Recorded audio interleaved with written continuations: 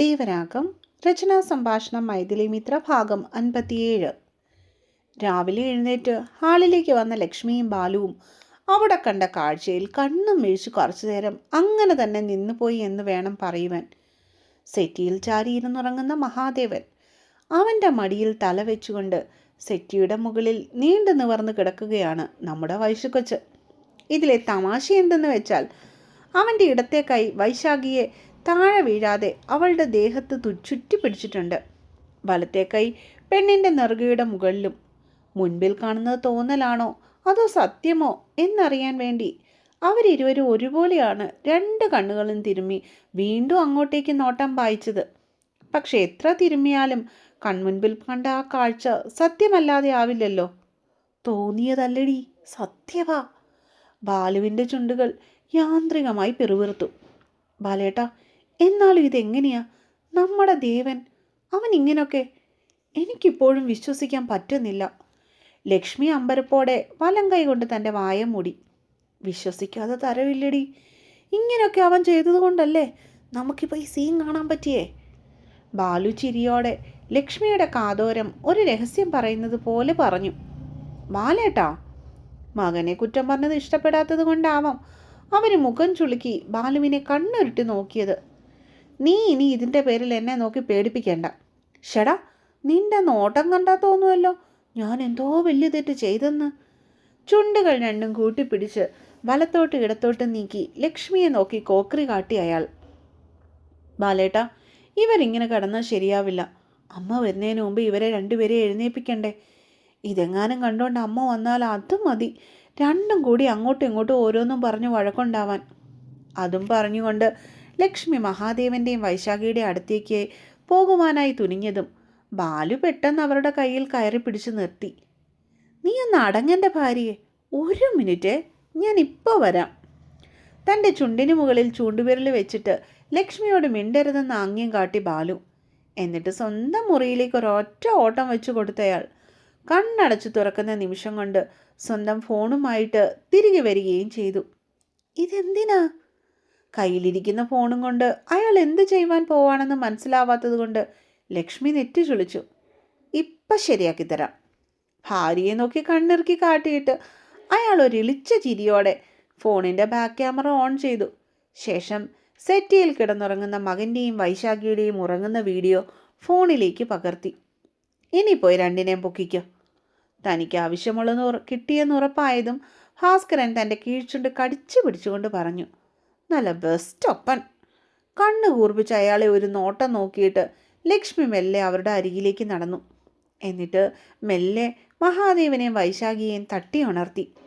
ഇരുവരും ഒരുപോലെയാണ് ഉറക്കം ഞെട്ടി ഉണർന്നത്. കുറച്ച് നിമിഷങ്ങളെടുത്തു രണ്ടു പേർക്കും സ്ഥലകാലബോധം വരുവാൻ വേണ്ടി തന്നെ. മടിയിൽ കിടക്കുന്ന വൈശാഖിയുടെ ദേഹത്തു നിന്നും അവൻ തൻ്റെ കൈകളെ പെട്ടെന്ന് തന്നെ വലിച്ചെടുത്തു. എന്നിട്ട് ഒന്നും സംഭവിച്ചിട്ടില്ല എന്നവണ്ണം നേരെയിരുന്നു. അതേസമയം കണ്ണു തുറന്ന് നേരെ നോക്കിയ വൈശാഖി കണ്ടത് തൊട്ടരികിലായി കണ്ട മഹാദേവൻ്റെ മുഖമായിരുന്നു. അവൻ്റെ നോട്ടം പോയ വഴിയെ നോക്കിയ വൈശാഖി അവിടെ നിൽക്കുന്ന ബാലുവിനെയും ലക്ഷ്മിയെയും കണ്ട് ഒന്നും കൂടി ഞെട്ടിപ്പോയി. അയ്യോ! ബോധം വന്നതും മഹാദേവൻ്റെ മടിയിൽ കിടന്നുറങ്ങിക്കൊണ്ടിരുന്നവൾ പൊടുന്നനെ ചാടി എഴുന്നേറ്റ് അവനിൽ നിന്ന് അകന്നു മാറിയിരുന്നു. നിങ്ങളെന്താ ഇവിടെ കിടന്നേ? രണ്ടിനും എന്തു പറ്റിയതാ? അത്രയും നേരം ആസ്വദിച്ചു കൊണ്ട് നിന്ന ഭാസ്കരൻ്റെ മുഖം ഗൗരവത്തിലാക്കിക്കൊണ്ട് അവരോട് ചോദിച്ചു. ഇന്നലെ കരണ്ട് പോയപ്പോൾ ഇവിടെ വന്നപ്പോൾ പേടിച്ചു പോയി ബാലു. സാറിനെ കണ്ടപ്പോൾ ഇവിടെ ഇരുന്നതാ, അറിയാതെ ഉറങ്ങിപ്പോയി. പരസ്പര ബന്ധമില്ലാതെ ഓരോന്നും പറഞ്ഞുകൊണ്ട് വൈശാഖി സെറ്റിയിൽ നിന്ന് ചാടി എഴുന്നേറ്റ് നിന്നു. അവൾക്ക് ചമ്മലും നാണക്കേടും സങ്കടവും ഒക്കെ വരുന്നുണ്ടായിരുന്നു. കൂട്ടത്തിൽ പതിവില്ലാത്ത ഗൗരവത്തോടെ നിൽക്കുന്ന ബാലുവിൻ്റെ മുഖം കണ്ടപ്പോൾ പേടിയും. കാര്യമൊന്നും മനസ്സിലായില്ലെങ്കിലും തലേദിവസം രാത്രിയിൽ എന്തൊക്കെയോ സംഭവിച്ചിട്ടുണ്ടെന്നുള്ള കാര്യം ഇതിനോടകം തന്നെ ലക്ഷ്മിക്കും ഭാസ്കരനും മനസ്സിലായിരുന്നു. അതൊക്കെ ഇനി പിന്നെ പറയാം. ആദ്യം പോയി ഫ്രഷായി വാ രണ്ടുപേരും. അപ്പോഴേക്കും കാപ്പി എടുത്തുകൊണ്ട് വരാൻ ഞാൻ. അവളുടെ പതുങ്ങിയുള്ള നിൽപ്പ് കണ്ടതും പെണ്ണിൻ്റെ കവിളിലൊന്ന് തലോടിക്കൊണ്ട് ലക്ഷ്മി പറഞ്ഞു. ആ. പരിഭ്രമത്തോടെ അല്പം വെപ്രാളത്തോടെ അവൾ തലയാട്ടി സമ്മതിച്ചു. എന്നിട്ട് തലചെരിച്ച് ഭാസ്കരൻ്റെ നേരെ ഒന്ന് പാളി നോക്കി. ആളിപ്പോഴും ഗൗരവത്തിലാണെന്നുള്ള കാര്യം അവളെ അമ്പരപ്പെടുത്തി. അതിലുപരി വൈശാഖിയെ ആശ്ചര്യപ്പെടുത്തിയത് ഇവിടെ ഒന്നും സംഭവിച്ചിട്ടില്ല എന്ന മട്ടിൽ കാലിന് മുകളിൽ കാല് കയറ്റി വെച്ചുകൊണ്ട് സെറ്റിയിലിരിക്കുന്ന മഹാദേവനെ കണ്ടപ്പോഴാണ്. അവളുടെ കണ്ണുകൾ ഒരു നിമിഷം മിഴിഞ്ഞുപോയി. എല്ലാവരെയും നോക്കാനുള്ള ചമ്മല് വന്നിട്ടാവാം അവൾ തിരിഞ്ഞു തൻ്റെ മുറിയിലേക്ക് പെട്ടെന്ന് ഓടിക്കയറിപ്പോയത്. ഇത്ര സീൻ പിടിക്കാൻ നിങ്ങൾ ഉദ്ദേശിക്കുന്ന രീതിയിൽ ഇവിടെ ഒന്നും നടന്നിട്ടില്ല. ബാലുവിൻ്റെ പന്തിയില്ലാത്ത നിപ്പും ഭാവവും ഒക്കെ കണ്ടതും ദേവൻ മൂരിയൊന്ന് നിവർത്തിക്കൊണ്ട് സെറ്റിയിൽ നിന്ന് എഴുന്നേറ്റ് നിന്നു. അവന് യാതൊരുവിധ ഭാവമാറ്റങ്ങളും അപ്പോഴും ഉണ്ടായിരുന്നില്ല എന്നതാണ് സത്യം. അതിനിവിടെ സീൻ പിടിക്കാനും മാത്രം വല്ലതും കണ്ടെന്ന് ഞങ്ങൾ നിന്നോട് പറഞ്ഞോ? ബാലു ഒരു നിഷ്കളങ്കനെ പോലെ മകനെ നോക്കി കൈമലർത്തി. അല്ല, ഞാനങ്ങ് നേരത്തെ പറയുമായിരുന്നു.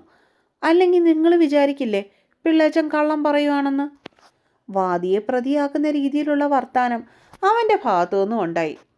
ഷടാ, ഇതായിപ്പോൾ നന്നായേ. എൻ്റെ മോൻ്റെ മടിയിൽ കിടന്നുറങ്ങുന്ന ഇവിടുത്തെ വാടകക്കാരി കൊച്ചിനെ അബദ്ധവശാൽ ഞങ്ങളൊന്ന് കണ്ടുപോയി. അതിപ്പോൾ ഒരു കുറ്റമാണോ ദാസപ്പാ? അടുത്ത് നിൽക്കുന്ന ഭാര്യയെ ഒന്ന് തോണ്ടി ഭാസ്കരൻ. അപ്പനായിപ്പോയി ഒല്ലോരുന്നേ. ഉള്ളിലെ ചമ്മല് മറച്ചു വെച്ചുകൊണ്ട് ചെക്കൻ പല്ല് കടിച്ചു. നീ പോയി കട്ടിലെ പോയി ഉറങ്ങാൻ നോക്ക്. രാത്രി മുഴുവൻ ഇരുന്നുറങ്ങിയതിൻ്റെ ക്ഷീണം കാണും.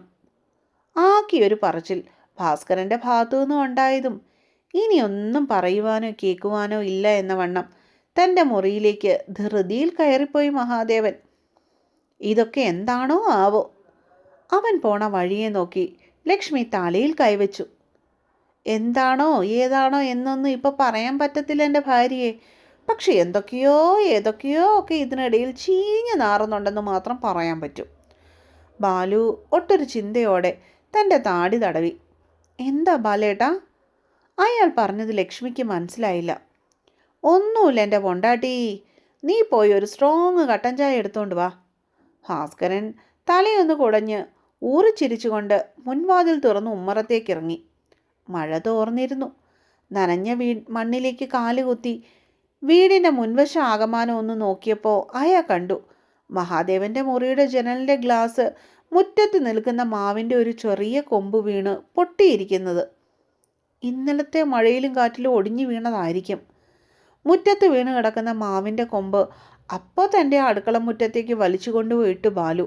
അതേസമയം മുറിയിൽ കയറി വാതിലടച്ച മഹാദേവൻ തല ഇരു കൈകളിലും താങ്ങി തറയിലേക്ക് നോക്കി ബെഡിലിരിച്ചേ. അങ്ങനെ ഇരുന്ന് ഉറങ്ങാൻ പാടില്ലായിരുന്നു. പറ്റിപ്പോയി. അച്ഛനും അമ്മയും എന്ത് വിചാരിച്ച് കാണുമോ എന്തോ.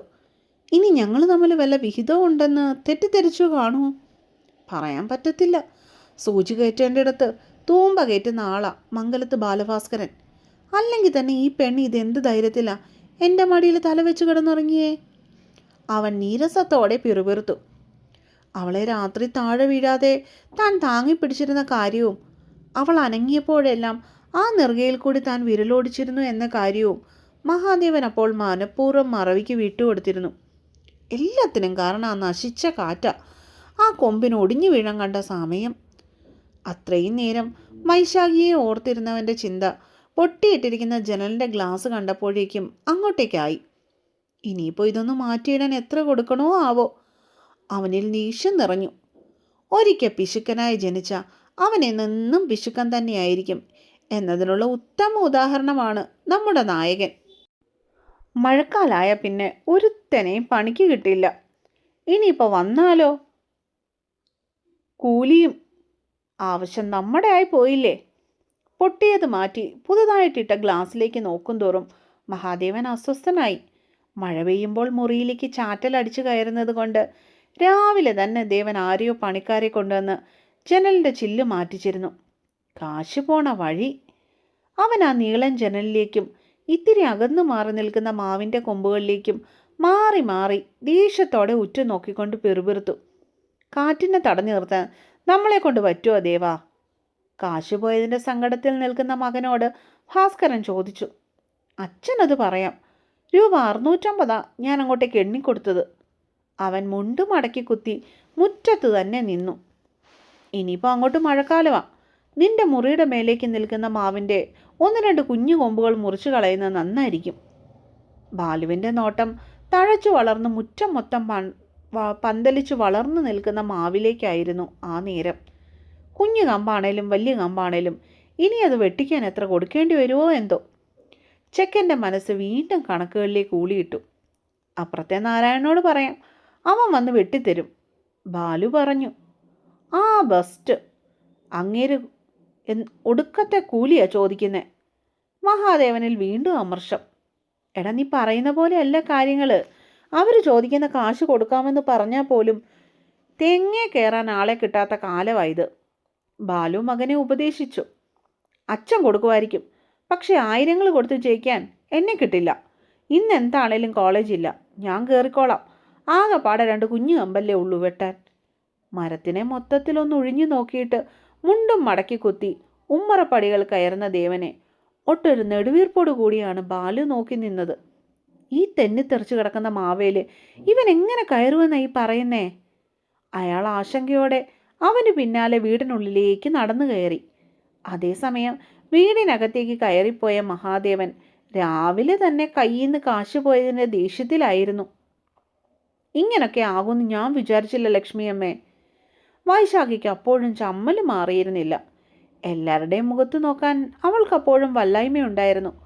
കൂട്ടത്തിൽ ബാലുവും വീട്ടുകാരും തന്നെ തെറ്റിദ്ധരിക്കുമോ എന്നുള്ള പേടിയും. രാത്രി മുഴുവൻ സാറിൻ്റെ മടിയിൽ തലവെച്ച് കിടന്നുറങ്ങിയത് ഓർക്കുമ്പോൾ തന്നെ നെഞ്ചിലൊരു പിടപ്പാണ്. അതിങ്ങനെ സംഭവിച്ചു എന്നുള്ള കാര്യം എത്ര ആലോചിച്ചിട്ട് അവൾക്കൊരെത്തും പിടിയും കിട്ടുന്നുമില്ല. രാവിലെ കണ്ടതാണ്. ആ സംഭവം കഴിഞ്ഞിട്ട് ഇത്രയും നേരമായിട്ടും സാറിൻ്റെ മുന്നിൽ ചെന്ന് പെടാതെ പാത്ത് നടക്കുവാണ് പെണ്ണ്. എന്തോ ഒരു വെപ്രാളം. അവൾ വിരലുകൾ തമ്മിൽ അഴിച്ചും പിരിച്ചും കൊണ്ട് അടുക്കള പാതകത്തിലേക്ക് ചാരി നിന്നു. എൻ്റെ പൊന്നു കൊച്ചെ, എനിക്ക് നിന്നെ അറിയാം, എൻ്റെ മോനെ അറിയാം. ഇതിലിപ്പോൾ എൻ്റെ വയസ്സു കൊച്ച് സങ്കടപ്പെടേണ്ട ഒരു കാര്യമില്ല. നീ ആ ഗിഫ്റ്റ് കൊണ്ടുപോയി കൊടുക്കാൻ നോക്ക്. രാവിലെ തൂത്തപ്പോൾ സെറ്റിയുടെ അടിക്കടന്ന് കിട്ടിയതാ എനിക്ക്. അടുക്കളയിൽ തിരക്കിട്ട പണിയിൽ നിന്നിരുന്ന ലക്ഷ്മി അവളുടെ കവിളിൽ 2 തട്ട് തട്ടി. എന്നാലും അവൾക്ക് അവൻ്റെ മുൻപിൽ ചെന്ന് നിൽക്കുവാനുള്ള ധൈര്യമില്ലായിരുന്നു. നീ കൊടുത്തില്ലേ, ഞാനത് അയ്യത്ത് കൊണ്ടുപോയി കളയും. അല്ലെങ്കിൽ തന്നെ നീ എന്തിനാ കൊച്ചെ ഇങ്ങനെ ഒന്ന് വിറയ്ക്കുന്നേ? നിന്നെ മടി കടത്തി അവനില്ലാത്ത ചമ്മൽ എന്തിനാ നിനക്ക്? എല്ലാം കേട്ടുകൊണ്ട് അടുക്കളയിൽ കിടന്നൊരു കസേരയിലിരുന്ന പത്മാവതി തൻ്റെ കയ്യിലിരിക്കുന്ന പച്ചക്കറി അരിഞ്ഞ ബേസിനെടുത്ത് മേശയുടെ മേലേക്ക് ഒട്ടൊരൂക്കോടെ വെച്ചു. ദേവൻ്റെ പിറന്നാൾ പ്രമാണിച്ച് ഊണിന് ചെറിയൊരു സദ്യ ഉണ്ടാക്കുന്നതിൻ്റെ തിരക്കിലായിരുന്നവർ. അതല്ല മുത്തശ്ശി, എനിക്കെന്തോ പോലെ. തന്നെ കൂർപ്പിച്ച് നോക്കുന്ന പത്മാവതിയുടെ നോട്ടം താങ്ങാനാവാതെ അവൾ മുഖം കുനിച്ചു കളഞ്ഞു. ഈ പെണ്ണ്! ബോണ്ട തലയിൽ കൈവച്ചുകൊണ്ട് പറഞ്ഞതും ലക്ഷ്മി ചിരിച്ചുപോയി. അവൻ അമ്പലത്തിലേക്ക് പോകാൻ തുടങ്ങുമായിരിക്കും മോളെ. നീ ഇത് കൊണ്ടുപോയി ഇപ്പം തന്നെ കൊടുത്തേക്ക്. അല്ലെങ്കിൽ പിറന്നാളായിട്ട് പഴയതിട്ടുകൊണ്ട് പോവും ചെക്കൻ. നല്ലൊരു ദിവസമായിട്ട് പുതിയത് വാങ്ങണമെന്നോ ഇടണമെന്നോ ഒന്നും അവനില്ല. വർഷത്തിലൊരിക്കൽ ഇതിൻ്റെ പേരും പറഞ്ഞ് അമ്പലത്തിൽ നിന്ന് പോവും, അത്ര തന്നെ. അതും ഇഷ്ടമായിട്ടായിട്ടല്ല, എൻ്റെ ഒറ്റ ഒരാളുടെ നിർബന്ധം കൊണ്ടാണ്. ലക്ഷ്മി നെടുവീർപ്പെട്ടു. തുണിയത് പുതിയത് വാങ്ങണേലേ കയ്യിൽ നിന്ന് കാശിറക്കേണ്ടി വരും. അതിന് നിൻ്റെ മോനൊന്നുകൂടെ ജനിക്കണം ലക്ഷ്മി. അമ്പലത്തിൽ പോണതിന് പ്രത്യേകിച്ച് ചിലവൊന്നും ഇല്ലല്ലോ. കൊച്ചുമകൻ്റെ പിശുക്ക് സ്വഭാവം പത്മാവതിക്ക് ദഹിച്ചില്ല. ഞാൻ കൊടുക്കാം ലക്ഷ്മിയമ്മേ. ഇനി അവിടെ നിന്ന മുത്തശ്ശി സാറിനെ വഴക്ക് പറയുന്ന കേൾക്കേണ്ടി വരുമെന്ന് ഉറപ്പുള്ളത് കൊണ്ട് തന്നെ വൈശു അവിടെ നിന്ന് മെല്ലെ തിരിഞ്ഞു നടന്നു. എൻ്റെ എടി, നീ ഒന്ന് ഇരുത്തി ചിന്തിച്ചു നോക്കിയേ. ഇവിടെ എന്തൊക്കെയാ ചീഞ്ഞു നാറുന്ന പോലെ നിനക്ക് തോന്നില്ലേ? നിന്റെ മോന് പതിവില്ലാത്ത എന്തൊക്കെയോ മാറ്റങ്ങൾ ഉണ്ടായിട്ടുണ്ട്. ആ വീഡിയോയിൽ അവൻ എങ്ങനെയായിരുന്നു ഉറങ്ങിയേ? ആ പെണ്ണിനെ താഴെ വീഴാതെ കെട്ടിപ്പിടിച്ചോണ്ടല്ലേ? വൈശു അടുക്കളയിൽ നിന്ന് ഇറങ്ങിപ്പോയെന്ന് ഉറപ്പ് വരുത്തിയിട്ട് പത്മം രഹസ്യം പോലെ ലക്ഷ്മിയോട് ചോദിച്ചു. ബാലു എടുത്ത വീഡിയോ എഴുന്നേറ്റ് വന്നപ്പോൾ തന്നെ ബോണ്ട കണ്ടിരുന്നു. ആ, ഞാനും അത് ഓർത്തമ്മേ. ലക്ഷ്മിക്കും തോന്നിയിരുന്നു അക്കാര്യം. കാരണം ഒരു പെണ്ണിനോട് ഒരു പരിധിയിൽ കൂടുതൽ മഹാദേവൻ അടുക്കുന്നതല്ല. സ്വന്തം മടിയിൽ തലവെച്ച് കിടന്നവളെ ഒരു രാത്രി മുഴുവനും ചേർത്ത് പിടിച്ചു നോക്കിയെന്നൊക്കെ പറഞ്ഞാൽ അവിടെ ഉറപ്പായിട്ട് എന്തോ ഒരു ഇഷ്ടമുണ്ട്. അവനെ താൻ ആദ്യമായിട്ടൊന്നും അല്ല കാണുന്നത്. പണ്ട് ഗൗരി ഈ വീട്ടിൽ വന്നപ്പോൾ പനി പിടിച്ച് പൊങ്ങാൻ മേലാതെ കിടന്ന സമയത്ത് പോലും അവൻ ആ പെണ്ണിൻ്റെ അടുത്ത് ചെന്നൊന്ന് ഇരിക്കുകയോ സ്നേഹത്തോടെ ഒന്ന് തൊടുകയോ ചെയ്തിട്ടില്ല. ഗൗരിക്ക് രാത്രിയിൽ പനി കൂടി ആശുപത്രിയിൽ കൊണ്ടുപോയപ്പോൾ പോലും അവളുടെ കൈ പിടിച്ചുകൊണ്ട് നടന്നത് താനായിരുന്നു. ഡ്രിപ്പിടാൻ പറഞ്ഞ് അവളെ അവിടെ കിടത്തിയപ്പോൾ വസുന്ധരയും കൃഷ്ണനെയും ഹോസ്പിറ്റലിലേക്ക് ഫോണിൽ വിളിച്ചു വരുത്തി ഇരുത്തിയിട്ട് പോയ മുതലാണ് അവൻ. ആ അവനാണ് വൈശുവിന് പേടിയാണെന്നും പറഞ്ഞ് ഒരു രാത്രി മുഴുവൻ അവൾ കൂട്ടിരുന്നത്. അതും മടിയിൽ കിടത്തി ഉറക്കിയേക്കുന്നു. ഉറക്കത്തിൽ കുഞ്ഞൊരു ശബ്ദം കേട്ടാൽ പോലും ഞെട്ടി ഉണർന്ന് ചാടി എഴുന്നേറ്റ് ചുറ്റും നോക്കുന്നവന് വൈശു കൊച്ചു ചെന്ന് മടിയിൽ കിടന്നുറങ്ങിയില്ല അറിഞ്ഞിട്ടില്ലെന്ന് പറഞ്ഞാൽ അത് വിശ്വസിക്കാൻ ഇത്തിരി പ്രയാസമാണ്. അതും അവളെ താഴെ വീഴാതെ കൈകൊണ്ട് ചുറ്റി പിടിച്ചിട്ടുമുണ്ട്. അവൻ ആ നേരം എന്നെയോ ബാലേട്ടനെയോ ഒന്ന് വിളിക്കായിരുന്നു. സാധാരണ അങ്ങനെയാണ് മഹാദേവൻ. ഇന്നലെ അതും ചെയ്തില്ല. ഇതിപ്പോൾ വൈശുവിനുള്ളതുപോലെ അവനും തിരിച്ചു മോളോട് സ്നേഹം തുടങ്ങിയിട്ടുണ്ടോ? ലക്ഷ്മി ആകെ ചിന്തയിലായി. നീ ഒരു കണ്ണ് അവൻ്റെ മേലേ വെച്ചോ കേട്ടോ. പെണ്ണിൻ്റെ 7 അയൽവക്കത്ത് പോലും പോവാത്തവൻ ഇങ്ങനെയൊക്കെ ചെയ്തു എന്ന് വെച്ചാൽ വിശ്വസിക്കാൻ ഇത്തിരി പ്രയാസമായി എനിക്ക്. പിശുക്കനായതുകൊണ്ടൊന്നും അങ്ങോട്ട് പറയാനും പറ്റുന്നില്ല. എന്താണേലും നല്ലതിനാവട്ടെ എന്ന് പ്രാർത്ഥിക്കാം. ചെക്കന് വയസ്സ് 28 കഴിഞ്ഞു. പച്ചക്കറി നുറുക്കിയതെടുത്ത് കഴുകിക്കൊണ്ടിരിക്കുന്നതിനിടയിൽ പത്മൻ തൻ്റെ ആശങ്ക തുറന്നു പറഞ്ഞു. മഹാദേവൻ്റെ മനസ്സിലിപ്പോൾ അങ്ങനെയൊന്നും കണ്ടുപിടിക്കാൻ പറ്റത്തില്ലെന്ന് ഉറപ്പുള്ളത് കൊണ്ടാവാം ലക്ഷ്മി പിന്നീടൊന്നും മിണ്ടിയില്ല. മെല്ലെ തൻ്റെ പണികളിലേക്ക് തിരിഞ്ഞു. മുറിയിൽ ചെന്ന് ഗിഫ്റ്റ് പാക്കറ്റും എടുത്തുകൊണ്ട് ദേവൻ്റെ മുറിയുടെ നേർക്ക് നടക്കുമ്പോൾ നെഞ്ചിലൊരു പഞ്ചാരിമേളം തന്നെയായിരുന്നു വൈശാഖിക്ക്. നാണോ ചമ്മലോ വിറയലോ പേടിയോ വെപ്രാളമോ തിരിച്ചറിയാൻ പറ്റാത്തൊരു വികാരം അവളെ വന്നു പൊതിഞ്ഞിരുന്നു. ചാരിയിട്ടിരിക്കുന്ന മഹാദേവൻ്റെ മുറിയുടെ വാതിലിൽ മെല്ലെ ഒന്ന് തട്ടിക്കൊണ്ട് അകത്തേക്ക് കയറുമ്പോൾ അവൾ കണ്ടു, ചുവരിൽ പിടിപ്പിച്ചിരിക്കുന്ന നീളമുള്ള വലിയ കണ്ണാടിയിൽ നോക്കി നനവുള്ള മുടി ചീവുന്നവനെ. കുളി കഴിഞ്ഞിട്ടുണ്ട്. ഒരു കറുത്ത നിറത്തിലുള്ള കാവ്യമുണ്ടാണ് ആളിൻ്റെ വേഷം. മെറൂൺ കളറിലുള്ള ഒരു ഷർട്ടും ഇട്ടിട്ടുണ്ട്. ഷർട്ടിൻ്റെ ഫുൾ സ്ലീവ് കൈമുട്ടിന് താഴെ വരെ നല്ല ഭംഗിയിൽ മടക്കി വച്ചിരിക്കുന്നു. ഒരു ടിപ്പിക്കൽ മല്ലു ബോയ്. സർ, അവൾ പതുങ്ങനെ വിളിച്ചു. ആ എന്താ? ഭംഗിയിൽ വെട്ടി ഒതുക്കി വെച്ചിരിക്കുന്ന താടി രോമങ്ങൾ ചീവി മിനുക്കുന്നതിനിടയിൽ മഹാദേവൻ കണ്ണാടിയിൽ നോക്കിക്കൊണ്ട് തന്നെ തനിക്ക് പിന്നിൽ നിൽക്കുന്നവളോട് കാര്യം തിരക്കി. ഗൗരവത്തിലായിരുന്നു ചോദ്യം പോലും. ഒരു രാത്രി സെറ്റിയിൽ ഒരുമിച്ചിരുന്ന് ഉറങ്ങിയതിൻ്റെ പരിചയഭാവം പോലും അവൻ്റെ മുഖത്ത് ആ നേരം ഉണ്ടായിരുന്നില്ല എന്ന് വേണം പറയുവാൻ. അത് പിന്നെ പെണ്ണൊന്നും മടിച്ചു നിന്നു. തൊണ്ടയിൽ വാക്കുകൾ കുടുങ്ങിക്കിടക്കുന്നത് പോലെ അവൾക്ക് തോന്നി. എന്താ വൈശാഖി?